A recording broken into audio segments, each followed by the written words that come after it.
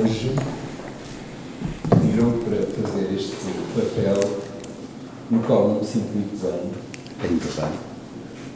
De fazer estes seminários. Em primeiro lugar, agradeço a vossa presença no dia, fim de tarde, sexta-feira. Obrigado por terem vindo.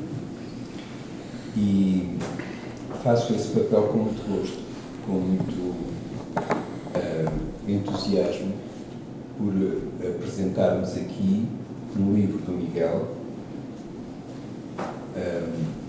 feito de um modo muito intenso. O Miguel, com o João Brandão, seu amigo e designer, e com o texto do Bernardo Pinto Almeida. Com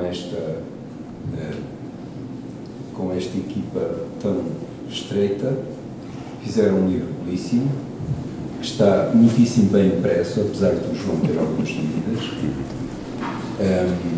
Sabemos sempre que não há livro nenhum que esteja 100% bem, há sempre um pequeno pormenor que não corresponde àquilo que esperávamos, mas afinal as pessoas não sabem isso, e o que importa é o conjunto, e o conjunto está muito bem. Por outro lado, temos aqui a Sra. Dona Maria da Graça, que está viva. Nem sempre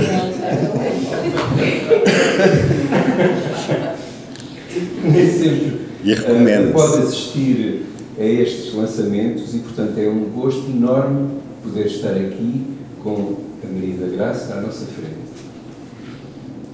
E assim, o melhor é passar já o microfone ao Bernardo e depois talvez o João. Então, boa tarde a todos.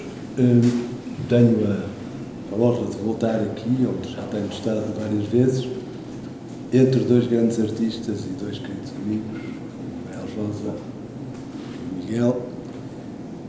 E a primeira palavra, de facto, vai para a Maria da Graça, porque eu tenho uma admiração profunda e sincera há muitos anos. É uma grande senhora, é uma grande mecenas das artes, e a ela se deve, com certeza, o melhor do que está a acontecer na arte portuguesa. Portanto, assim, antes de mais, esta homenagem que é sincera, como sabe.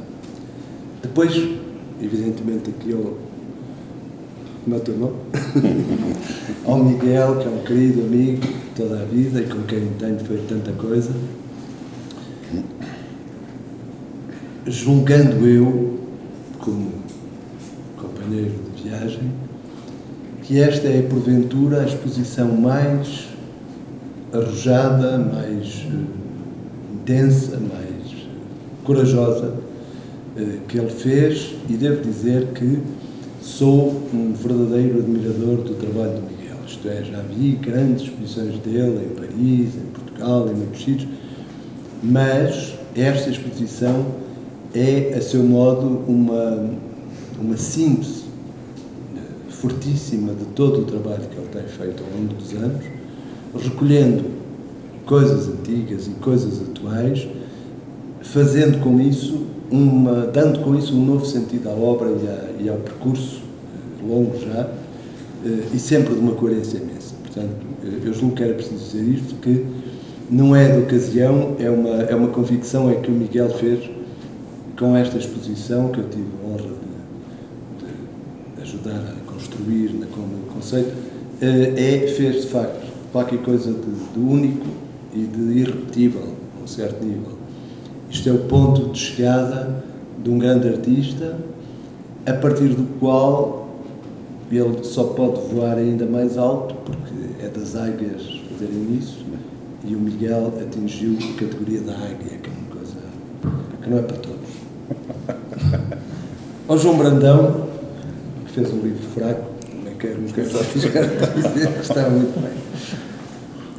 E ao Manuel Rosa, que o editou na preciosa Documenta, e, não estando aqui, o Emanuele Coccia, que teve a generosidade de escrever um texto profundo, inteligente, sábio e profundamente capaz de compreender o fundamental do trabalho do Miguel.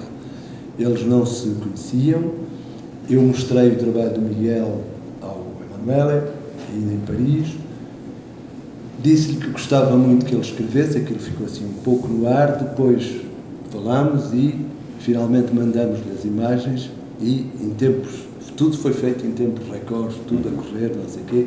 Ele escreveu um texto que eu acho que é magnífico e que julgo que deve aqui também ser referido. O meu não é grande coisa, mas também... O que é que se pode fazer? O que é que se pode fazer? Fora isso, e ainda sobre o trabalho de Miguel. O trabalho de Miguel, na minha opinião, é em si mesmo... Nós vivemos um período, e estou à vontade para dizer isto, porque não tenho feito outra coisa senão estudar a arte portuguesa, vivemos um período riquíssimo da arte portuguesa, um período em que há uma grande quantidade de artistas de altíssimo nível, de altíssima qualidade, todos a trabalhar ao mesmo tempo. E que, com exceção de instituições como esta, que realmente apoiam o trabalho dos artistas e lhes dão visibilidade, o meio português é muitíssimo mau. Isto é, o Estado parece que está a dormir, que não dá por nada do que se passa com a arte e com a cultura em geral. As instituições, tirando as exceções que já falamos, talvez se fale no Porto, também estão muito adormecidas e esquecidas. O mercado está num estado de depressão profunda que levará muito tempo a corrigir e, portanto, eu julgo que é um período, que a pandemia ajudou a gerar, é um período em que é difícil compreender a qualquer um que chegasse como é que é possível haver tão bons artistas, tão ativos, a fazer coisas tão importantes de várias gerações, da minha própria geração e do Manel, da geração do Miguel e de gerações mais novas, todos a trabalhar ao mesmo tempo, com um nível de qualidade e de experiência e de arrojo que é singularíssimo em si mesmo, porque eu conheço um pouco o que se vai fazendo fora e não vejo, mesmo nos países mais próximos, e quando muito tirando a Inglaterra, que é sempre surpreendente, Portugal hoje, creio eu, tem uma atividade artística de um nível altíssimo, que é uma pena que, não fique registado em grandes coleções públicas e privadas, porque há poucas coleções públicas e privadas a atender ao que se faz, e que não tenha a possibilidade de se internacionalizar, porque eu julgo que a arte portuguesa está numa fase em que ela já não é ser internacionalizada, ela já é internacional em si mesma. Isto é, o que se faz em Portugal está no diálogo a nível mais alto com as grandes questões da arte contemporânea. É, portanto, nesse quadro que uma obra como a do Miguel surge.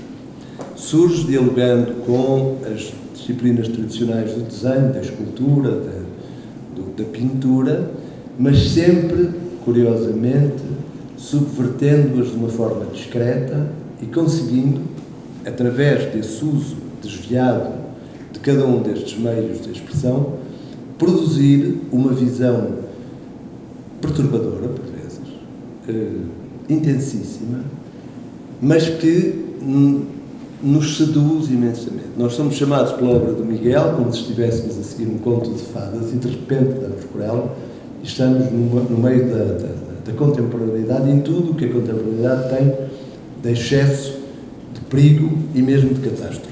Eu julgo que vivemos um período assustador a muitos níveis, um período em que estamos ameaçados por pandemias, por guerras, por situações políticas de regresso de fascismo e de outros sistemas totalitários, e a obra do Miguel, na sua cadência praticamente de conto de fadas, de repente revela-nos o coração disso mesmo. São, nas pequenas pinturas, os drones, os submarinos nucleares, as câmaras de vigilância, todos esses elementos que na contemporaneidade assinalam a construção de uma sociedade que não promete, nos próximos tempos, nada de bom.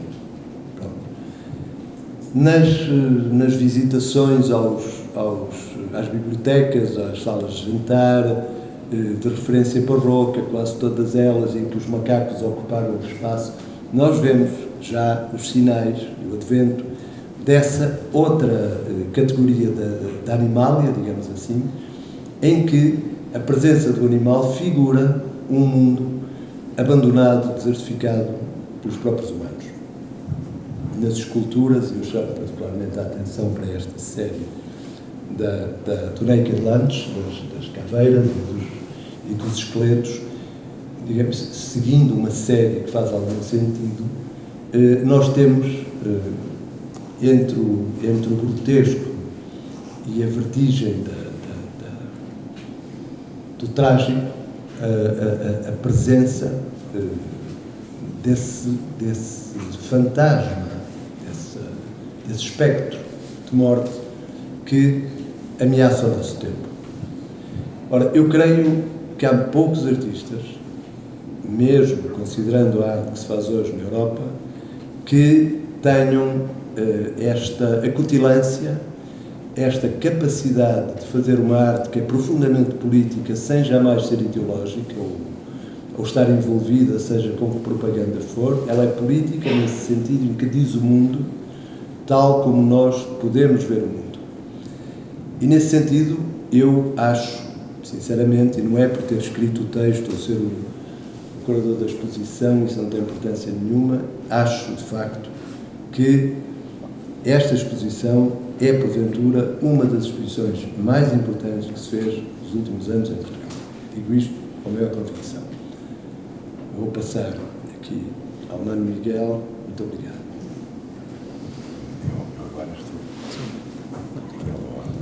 Olá a todos. Também gostaria muito de agradecer à doutora Maria da Graça a oportunidade que me deu de fazer este livro, também ao Manel, ao Bernardo e ao Miguel.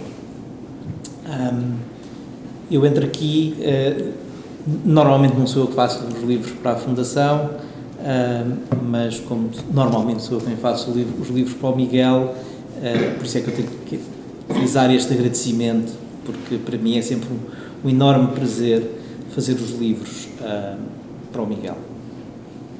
E é um prazer porque, de facto, eu sinto uma grande conexão com os objetos de arte do Miguel, a forma como eles funcionam no espaço e nos tocam tanto na forma como funcionam individualmente como funcionam em conjunto. A forma como eu tento fazer este livro é quase tentar subtrair o design para deixar ficar a arte do Miguel e tento construí-lo da forma, se calhar, da mesma forma como se compõe uma exposição, não é? Tentar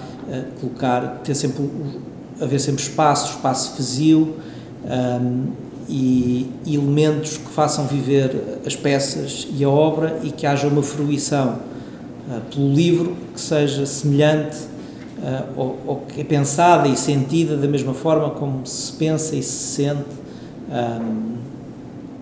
uma exposição. Obviamente nada disto é possível sem haver um entendimento da arte, haver um contacto com o artista e haver uma interpretação do texto, não é? E isso pronto, e no fundo é esse o processo que eu controlo e que domino, que resultou neste objeto, que obviamente o primeiro impacto é sempre há sempre umas coisas que podiam estar melhor, mas eu também estou muito satisfeito com o livro, acho que no geral o impacto é positivo, mas nós, como é a nossa obra, a nossa peça, achamos sempre que há umas coisinhas que poderiam ter sido controladas até ao último ponto. Quero agradecer à Joana, que está ali ao fundo, neste caso é o meu braço direito, foi minha aluna com notas assim altíssimas, e que entrou diretamente para trabalhar comigo, assim, selecionada. Não vais lá, não ficas aqui. E que tem sido uma maravilha trabalhar com ela, por isso, sem ela também, eu não teria conseguido fazer o livro, certamente, muito menos no tempo em que o fizemos. Por isso há uma participação clara também da Joana aqui. E pronto, e acho que é isto. Acho que, apesar de tudo, eu tenho sempre muito gosto e acho que me deu muito prazer fazer o livro. Quer dizer, a construção, o processo, as alterações. Afinal, se trocarmos esta imagem, e não só como é um processo gráfico, como é um processo colaborativo. Por isso, eu trabalhei muito proximamente com o Miguel. Juntos tomámos muitas decisões. Houve vezes que o Miguel veio ao meu ateliê, houve vezes que eu fui ao ateliê do Miguel. E tudo isto foi um processo muito interessante para se tentar construir este objeto para a vossa fruição. Por isso, desfrutem.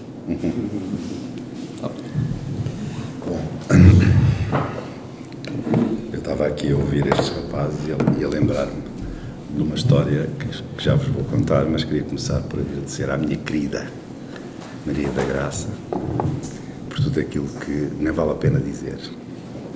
E agradecer também à Dinorá e ao Pedro, que foram absolutamente encantadores neste processo e nesta viagem. E dizer, pronto, e agradecer à Fundação no seu todo.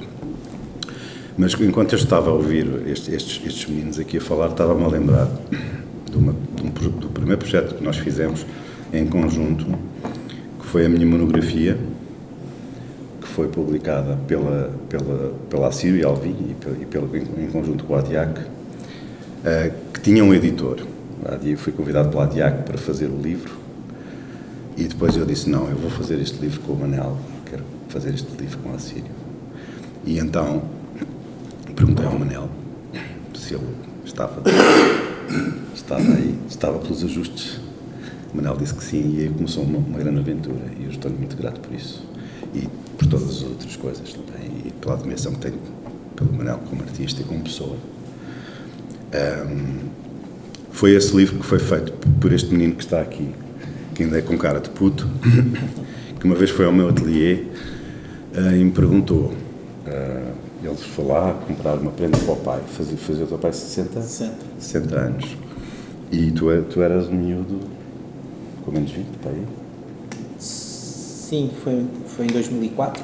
Pois, quase 20 anos. 19. E o João, que eu já conhecia do Arco, diz-me assim, um dia, se tu quiseres, eu posso, se estiveres interessado, posso fazer o teu site e depois fazemos uma troca de obras de arte e não sei.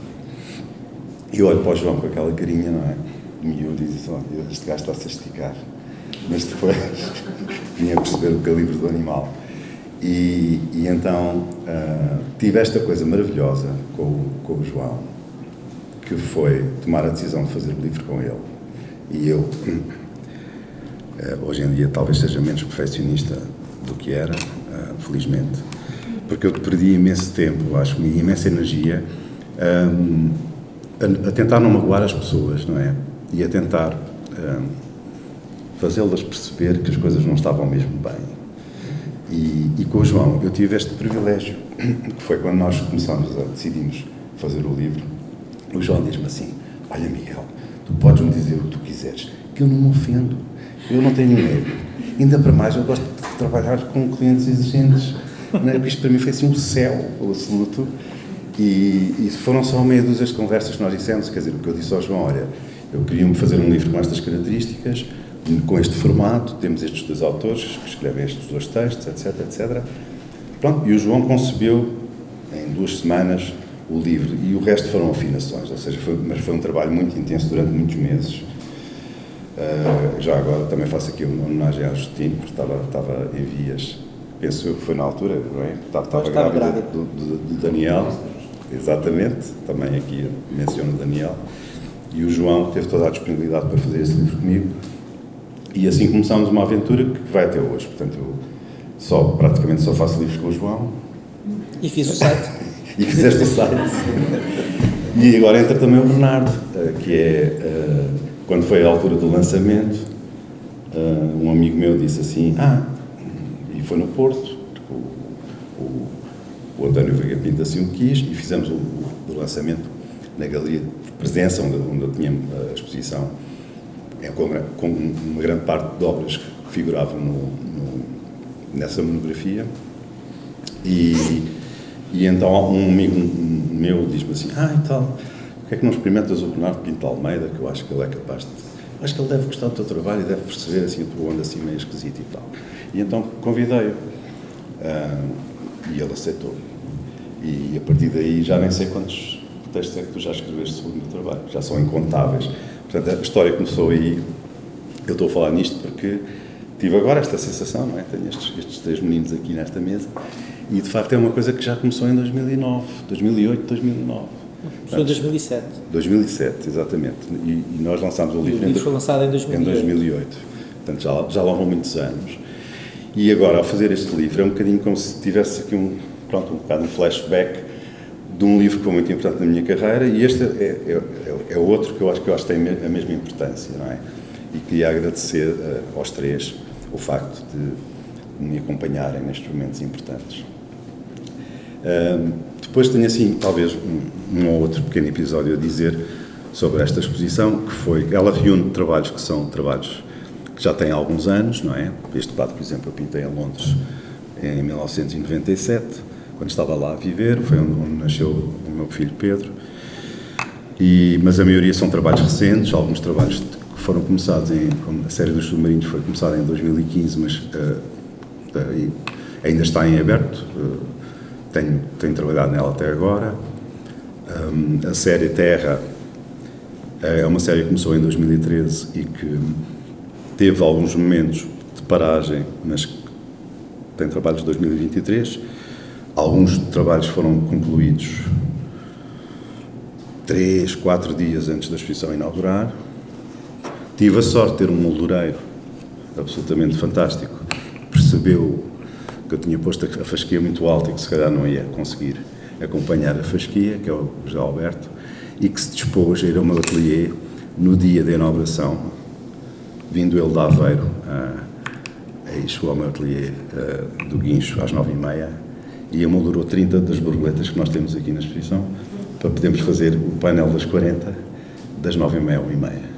E foi ele que montou essa parede na altura de inauguração. Portanto, esta exposição, por um lado, tem uma história muito longa, não é? Começa aqui, em 97.